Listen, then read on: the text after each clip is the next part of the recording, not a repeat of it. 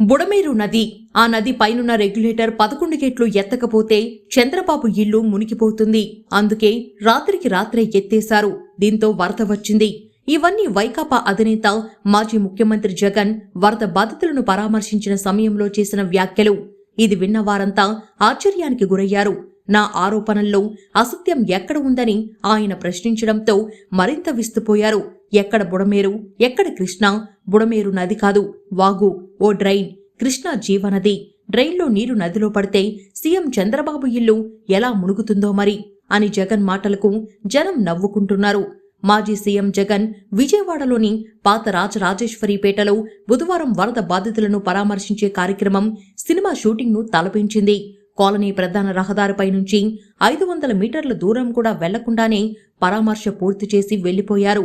ఎవరెవరితో మాట్లాడాలో వైకాపా నేతలు ముందుగానే ఏర్పాట్లు చేశారు. కొంతమంది మహిళలు, ఒక దివ్యాంగుడు, ఒక చిన్నారని కలిసేలా చూశారు. చివరికి జగన్ ఎక్కబోయే కారుపైన ఒక పిల్లాన్ని కూర్చోబెట్టారు. కారు ఎక్కేందుకు వచ్చిన ఆయన ఆ పిల్లాన్ని ఎత్తుకొని ముద్దు పెట్టుకుని వెళ్లిపోయారు. నీళ్లలో ఉన్న ఇళ్ల వద్దకు వెళ్లి బాధితులను పరామర్శించే ప్రయత్నం కూడా చెయ్యలేదు. భారీ వర్షాలు, వరదల కారణంగా 32 మంది చనిపోయారని, మృతుల సంఖ్య ఇంకా ఎక్కువగానే తేలేటట్లు ఉందని జగన్ అన్నారు. ఆయన మీడియాతో మాట్లాడుతూ మృతులకు 25 లక్షల రూపాయల చొప్పున ఎక్సగ్రేషియా ఇవ్వాలి. 6 లక్షల కుటుంబాలు ముంపులో ఉన్నాయి. ప్రతి ఇంటికి 50,000 రూపాయల చొప్పున సాయం అందించాలి. చంద్రబాబు సీఎంగా పూర్తిగా విఫలమయ్యారు. తన తప్పును కప్పిపుచ్చుకునేందుకు అధికారులను బలిపశువులను చేస్తున్నారు. వర్షాల హెచ్చరిక సమయంలోనే అధికారులతో సమీక్షించి ఉంటే ఈ పరిస్థితి ఉండేది కాదు. విజయవాడ వరదకు మానవ తప్పిదమే కారణం. వరద నిర్వహణలో ప్రభుత్వం విఫలమైంది.